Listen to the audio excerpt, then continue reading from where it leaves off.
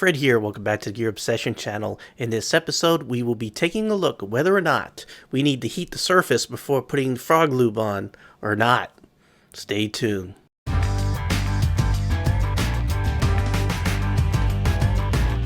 Before we get started with the test, I want to do a shout out. As a matter of fact, I want to do 2 shout outs. These are channels that I never miss a new episode that they bring to YouTube. They're just that good. Now, the first one is a new channel, not new as in like last week, but relatively new, and that is Godzilla's Love Child. And I'm going to be providing the links below. Also, I think he has a contest going on, so you really want to check it out. And even if he didn't have a contest going on, you really want to check it out. He's an easygoing kind of guy, sort of like me, honest and just, letting you basically share in his love for firearms and other things. Just a really, really good channel. Now, on the other side of the spectrum, loud, crazy, and just exploding with personality is one of my all-time favorite channels, and I've done a shout out before, and that is 80s Podcast Channel. That's right. 80s Podcast Channel, and you'll also see the link below. I have been watching this channel forever. I absolutely love it, and I never knew that one person could have so much personality. So you really, really need to subscribe to both of these channels. Please, trust me, they're good. Okay, so FrogLube, they recommend that you heat whatever you're about to apply FrogLube to, because it opens up the pores of the metal and it gets in there and helps it do its thing. I'm not totally convinced, and maybe some of you are not either. Some of you may be, I don't know. So I made this little teeny metal plate of truth right here. You see there's a C here and there's a H here, and I have a square here and a square here. So what I'm going to do is I'm going to heat this plate up, okay, and then apply the FrogLube on the hot side. Then I'm going to go ahead and let this thing cool down until it's cold and the metal shrinks back, and then I'm going to go ahead and put FrogLube on the cold side. So the way that I'm going to do that, most people just use a hair dryer, but I want to get it hot.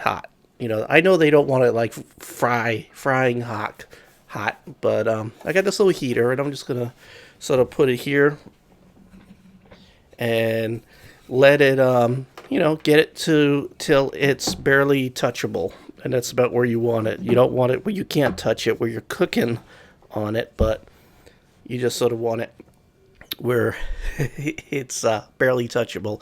And then I'll go ahead and use a Q-tip and apply it. So hang in with me and I'll show you what we do. So the heater is on. It's blowing a lot of heat up, and let's see. And what I'll do is I'll lift it every once in a while and just put my hand off here on the side and just see how hot it is, and then put it back. So I'm going to go ahead and cut now, and we'll be right back right after I feel like it's hot enough to go ahead and apply the hot side.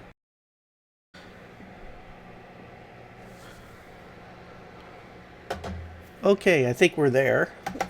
I can only hold that for like a second or two. It's quite hot. All right, so I'm gonna go ahead and grab some FrogLube and go ahead and drink some of it. Nah, just kidding. But this stuff, it's pretty good. If it had some sugar, it would taste like candy. All right, so I'm going to put this onto the side with the H. And we'll go ahead and put that on there. Definitely goes on with a different consistency than when it's cold. It's not going on as thick, which it is when it's cold. It's like the consistency of jelly toothpaste or something like that. That's what it tastes like, toothpaste. Alright. So there we go. It's, was I blocking the view? Sorry. Alright, so there we go. It's all applied on the hot side. Now I gotta wait for the whole plate to get cold. I have to wait for the whole thing to get cold, so it's gonna be a little while. But we'll go ahead and cut right now so you don't have to just sit here and watch metal get cold. It sure took a while for it to get cool. For you it seemed like a minute. For you it seemed like a second. Alright, I'm going to go ahead and put some on here and get it on my heater. And you can see it's cold now. Well, you can't see. Feel it? But we'll go ahead and you can probably see how different it's going on because it's cold now. It doesn't quite spread as easily. See? Looks a little different. I'm going to go ahead and let you take a real close look right there. I didn't quite finish getting it on the whole square here, so let me open this up. There we go. Alright. So we'll go ahead and finish getting this on here.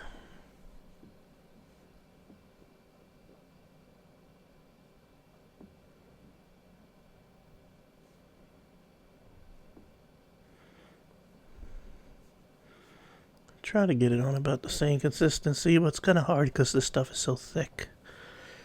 Let me see if I can try to get it on about the same consistency you'd put it on a gun. But if you're putting it on a gun, you'd probably be putting it on hot because that's what the instructions said to do. Alright. Yeah.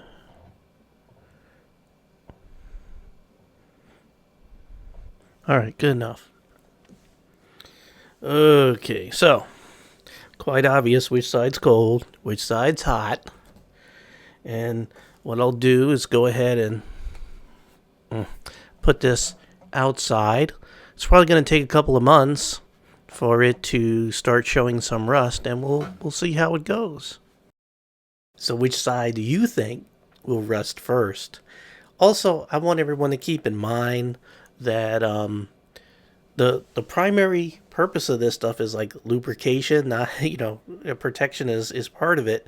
But if there's no difference or it's very close, it still may make a huge difference as far as how slippery the metal is. It might get in the metal and make it slipperier, and it really won't make much of a difference as far as protection is concerned. We won't see much here. So just keep that in mind. I haven't totally figured out a good test to figure out slipperiness. I've already tried one thing and failed. Anyway, again, please, shout out to Godzilla's Love Child, an 80s podcast channel. I can't recommend them enough. Highly recommend those channels. I'm putting the links below. Please check them out. Okay, thank you very much for joining me here at the Gear Obsession channel. I really appreciate every friend, viewer, subscriber, and especially you. Take care.